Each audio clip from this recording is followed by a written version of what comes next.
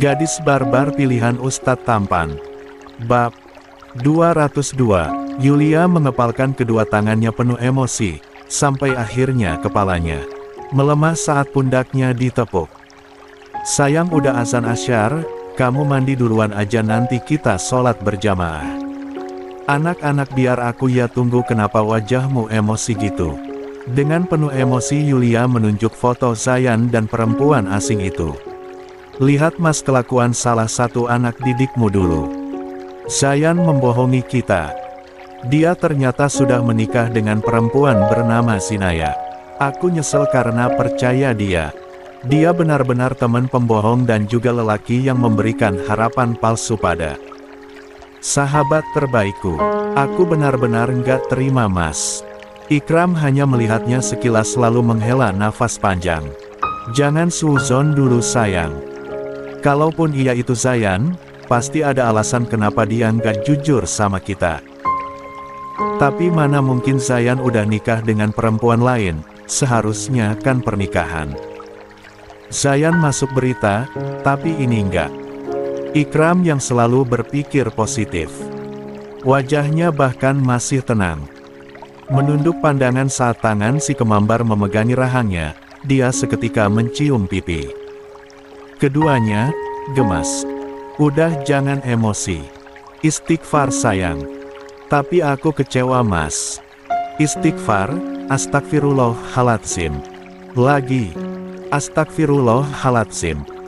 Yulia kini sedikit tenang, walaupun hatinya berdesir sebab pesannya hanya dilihat saja oleh Maryam.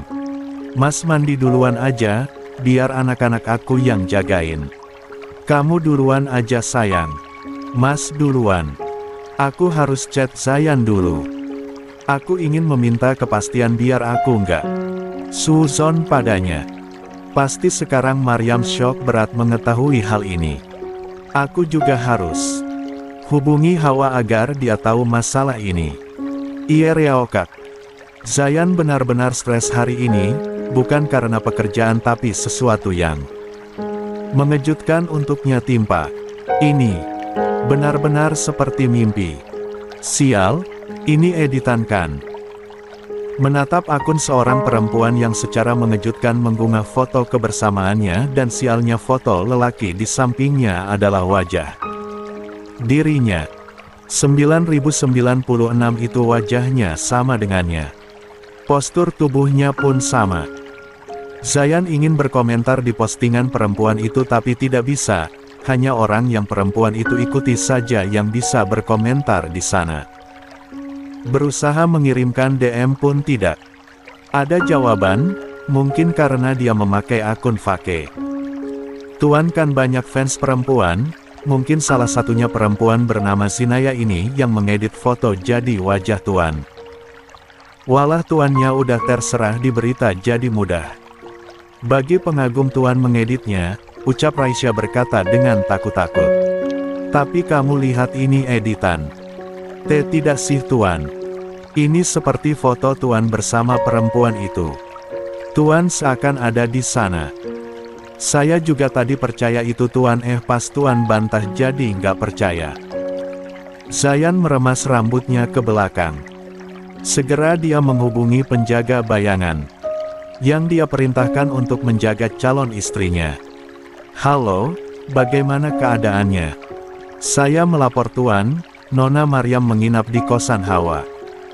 Tadi sore Nona Maryam pergi ke pantai untuk menenangkan diri dan Yulia serta Hawa menyusulnya. Tenang saja. Mereka bertiga baik-baik saja terutama Nona Maryam. Terus awasi calon istri saya. Jangan sampai dia terluka. Baik Tuan Zayan. Tuan, apakah Anda tidak memiliki kembaran? Tanya Raisya setelah tuannya itu menutup teleponnya. Zayan mengangkat tangannya, menginstruksi sang sekretaris untuk berhenti berbicara. Dia menatap pesannya pada Maryam yang masih centang satu. Dari sini dia sudah meyakinkan jika Maryam memblokir nomornya. Kembaran. Dia mengetuk meja kerjanya. Mendadak dokumen di depannya dia abaikan saking frustasi akan masalah ini. Zayan membuka laci kerjanya. Di sana terlihat foto keluarganya. Ada dirinya saat bayi, ibu dan papanya. Mereka berfoto bersama di mana ibunya terbaring di atas berangkar. Namun pandangannya tertarik pada bayi mungil dalam dekapan papanya. Saya mempunyai kembaran Raisya, tapi kata papa saya dia diculik saat usia 2 tahun. Namanya Zian, sampai sekarang dia belum ditemukan dan kami sekeluarga sudah mengikhlaskannya sebab para polisi pun menyerah untuk mencarinya. Mungkinkah pria di foto ini adik kembaran Tuan? Zayan hanya diam, kini menatap dalam foto pria yang mengandeng tangan perempuan berhijab putih. Wajah pria itu benar-benar mirip dengannya, tapi bukan dirinya. Saya tidak bisa meyakini 100%, tapi hati saya mengatakan iya. Zian, kamukah itu? Tapi bagaimana kamu bisa bertahan selama ini? Zayan berdiri sambil melepaskan dasi yang terasa mencekik lehernya. Raisya undur. Meeting saya harus pergi menemui Maryam. Saya akan menjelaskan sekarang jika pria itu bukan saya. Lihat setelah di zoom, di bawah bibir pria di foto ini ada tahi lalat sedangkan saya tidak memilikinya. Setelah itu saya akan mencari tahu di mana pria yang memiliki wajah sama dengan saya tinggal bersama perempuan yang saya yakini istrinya. Tapi Tuan, meetingnya tidak bisa diundur, CEO dari perusahaan Abimana Group sudah datang.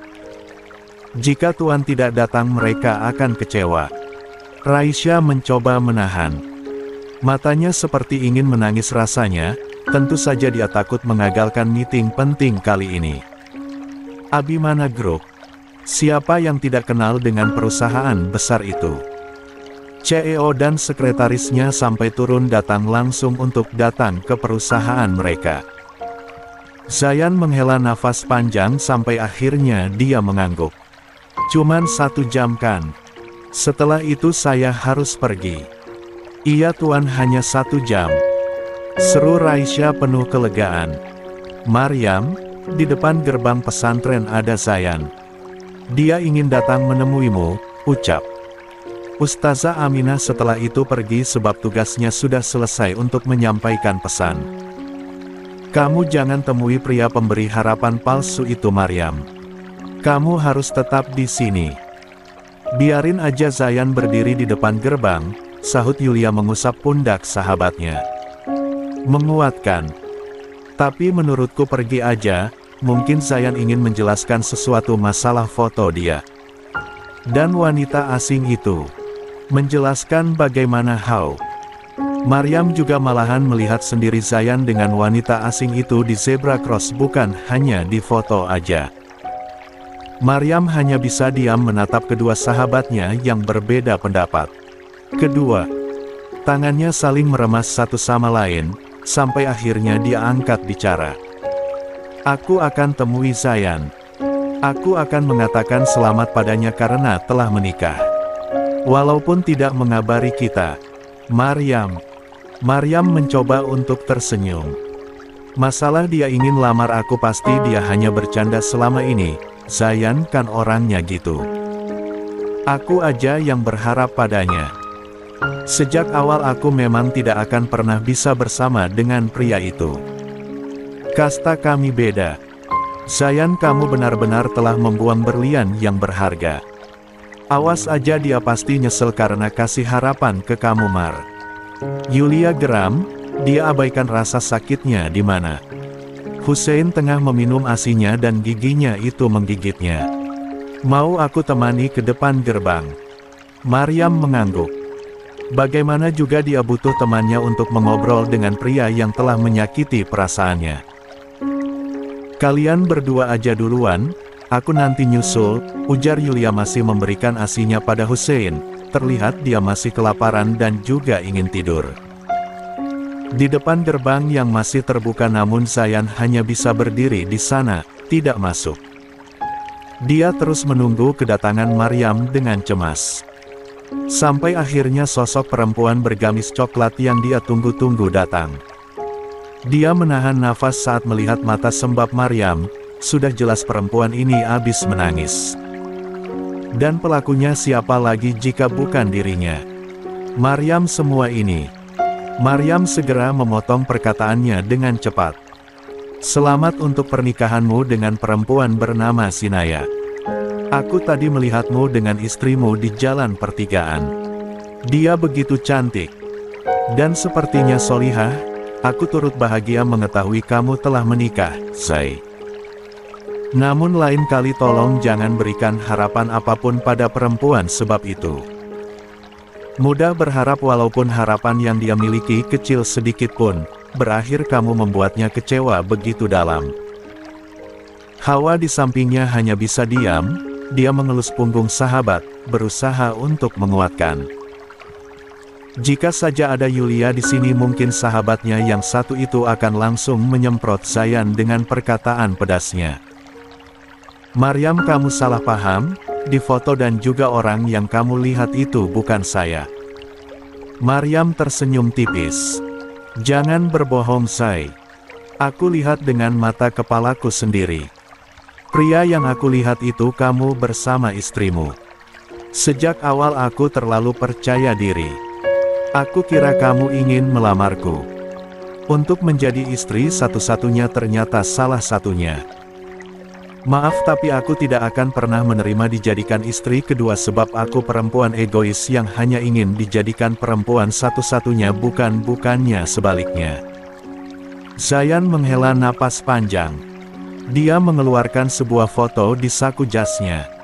Lihat foto ini. Kedua orang tuaku memiliki dua anak kembar, salah satunya aku dan adikku. Adikku diculik oleh seseorang dan sampai sekarang pun belum ditemukan. Besar kemungkinan, orang yang kamu lihat itu adikku. Aku seharian ini berada di kantor, tidak pernah pergi kemanapun. Jika tidak percaya tanya sekretarisku. Maryam menatap foto bayi di gendongan ayahnya Zayan, dan bayi di pangkuan ibunya Zayan. Kedua bayi tersebut memiliki wajah yang begitu mirip. Zayan, kamu serius? Tapi keluarga Mahafir kan hanya memiliki satu anak tunggal yaitu kamu. Berita kamu punya kembaran pun tidak ada, ujar Hawa. Papa saya depresi kehilangan Zian jadi berita tentang adik kembaran saya dihapus dari media. Polisi berusaha mencarinya tapi mereka menyerah sebab penculiknya tidak meninggalkan jejak. Terakhir kali yang saya dengar jika penculik itu adalah orang yang memperjualbelikan anak kecil. Besar kemungkinan selama ini jika Zian diasuh oleh orang yang membelinya, yang jelas Selarna ini dia tidak ada di Indonesia tapi Prancis. Zayan mengingat foto kembarannya itu dengan perempuan bernama Sinaya yang di-post di sosial media. Percaya padaku Maryam, aku mencintaimu selama ini. Aku hanya ingin menikahimu dan menjadikan kamu satu-satunya. Jangan mengira aku sudah menikah apalagi membohongimu karena aku tidak seperti itu. Aku akan berusaha untuk mencari keberadaan adikku. Dia sepertinya ada di kota ini sekarang. Kamu. Maryam tidak mampu berkata-kata lagi, dia hanya diam sambil meremas gamisnya. Maaf. Maryam, kamu percaya pada Zayan? Hawa menatap tak percaya pada sahabatnya ini. Semudah itukah Maryam percaya pada lelaki ini setelah dikecewakan? Sedangkan Zayan lega melihatnya. Aku percaya pada hatiku sendiri Hawa. Maafkan aku Zai, aku sudah salah paham padamu. Setelah dipikir-pikir aku ingat, pria itu ada tahi lalat di bawah bibirnya. Sedangkan kamu tidak. Aku terlalu dibutakan oleh kesalahpahaman di pikiranku yang negatif sampai tidak bisa membedakan antara kamu dengan pria asing itu. Zayan semakin tersenyum lebar, namun senyumannya itu luntur seketika saat keningnya mendapatkan lemparan sendal. Rasanya sangat sakit, lemparannya begitu kuat. Mau jelasin apa kamu Zai? Percuma. Pergi sana dasar pria pembohong. Aku benar-benar benci pria munafik sepertimu. Ketus Yulia mendekat lalu memungut sendal yang tadi dia lemparkan. Ingin melemparkan kembali tapi urungkan saat mendengar tawa dari Hawa dan kekahan kalem dari Maryam. "Wai, Yulia, tingkah barbarmu masih ada ternyata. Hah, jika kamu bukan teman saya sudah saya laporkan kamu ke penjara atas tindakan kekerasan." "Apaan sih kamu, Zai? Dasar pria nggak tahu diri. Udah kasih harapan pada sahabatku kamu malah hempaskan harapan itu sejatuh-jatuhnya. Aku sumpahin kamu akan nyesel. Karena udah buat sahabatku terluka." "Yulia, udah, aku di sini yang salah karena semua ini hanya salah paham. Di foto yang kamu kirim itu bukan Zayan tapi kembarannya yang menghilang selama ini." Maryam berusaha menjelaskan. Yulia berhenti mencerak-mencerak, menatap dalam sahabatnya yang mengatakan hal itu. "Sergius, kok bisa?" "Bisalah, mana mungkin saya tiba-tiba sudah menikah. Kamu juga tahu Yulia, saya hanya ingin menikah dengan siapa. Seharusnya kamu yang paling tahu tentang saya, kita kan teman. Udah dari lama." Dia mendelik, tanpa merasa bersalah dia memukul punggung Zayan dengan sandalnya. "Kalau kamu punya kembaran kenapa nggak bilang sejak awal? Saya baru ingat saya punya kembaran. Sudah sangat lama jadi saya lupa." Oke, sekarang Yulia merasa bersalah, sial tidak sudah membuat kening Zayan menjol karena sandalnya. Dia melemparkan sandalnya begitu kencang tadi. "Emi, ulang ayo!" seru Hussein menarik-narik kerudung Eminya itu. Dia sudah bosan melihat pertengkaran orang dewasa di depannya ini. "Emi, pulang ayo. Aku masih nggak percaya ya kamu punya kembaran. Jika kamu punya sekarang ada. Di mana dia? Saya akan mencarinya lalu membawanya ke hadapan kalian jika kalian tidak percaya." Hati saya meyakinkan jika pria itu adalah adik kembar saya. Hal yang paling membuat Ikram kesulitan adalah menjaga Hasan yang ditinggal dengannya. Istrinya itu tiba-tiba main pergi ke pesantren entah alasannya apa, meninggalkannya dengan Hasan yang telah bangun dari tidurnya dan kini terus saja menangis. "Hasan, jangan menangis, nanti Eminya akan cepat datang, tenang, oke? Pita suara kamu bisa rusak nanti jika kamu terus menangis." Suara solawat pun tidak mampu untuk membuat Hasan berhenti menangis. Dia ingin Eminya. Kenapa Eminya pergi dengan adiknya? Kenapa tidak mengajaknya? "Ya Allah sayang, berhenti menangis, wajah kamu jadi merah kan? Jangan buat ubimu. Ini panik." Pria yang memakai kaos putih dan sarung yang meliliti pinggangnya itu keluar dari rumah. Menatap langit yang akan gelap.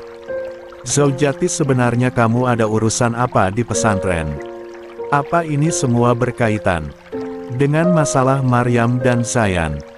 "Assalamualaikum ya ahli kubur." Salam Omar tiba-tiba datang bersama dengan keponakan cantiknya yang selalu mengintilinya kemana-mana. "Hasan, Hussein, kita main yuk." "Waalaikumsalam. Alhamdulillah kalian datang ke rumah abang. Kalian bisa pergi ke pesantren dan suruh istri abang kembali." Hasan menangis ingin Eminya sekarang. Omar dan Unaya saling pandang lalu mereka serempak merentangkan tangannya. "Omarnya kasih ke kami aja. Janji nggak ceroboh kayak waktu itu lagi." Ikram menggeleng, anak pertamanya ini masih belum bisa dekat dengan orang lain. "Cepat pergi ke pesantren. Nanti abang masih kalian uang. Kalau gitu mah setuju." Omar tadi lihat Mbak Yulia lagi di depan gerbang pesantren. Unaya juga mau ikut Bang Omar. Ikram bisa saja langsung membawa anaknya ke pesantren tapi azan maghrib berkumandang, langit sudah nampak semakin gelap. Hasan takut kegelapan membuatnya masuk ke rumah sambil menyalakan lampu.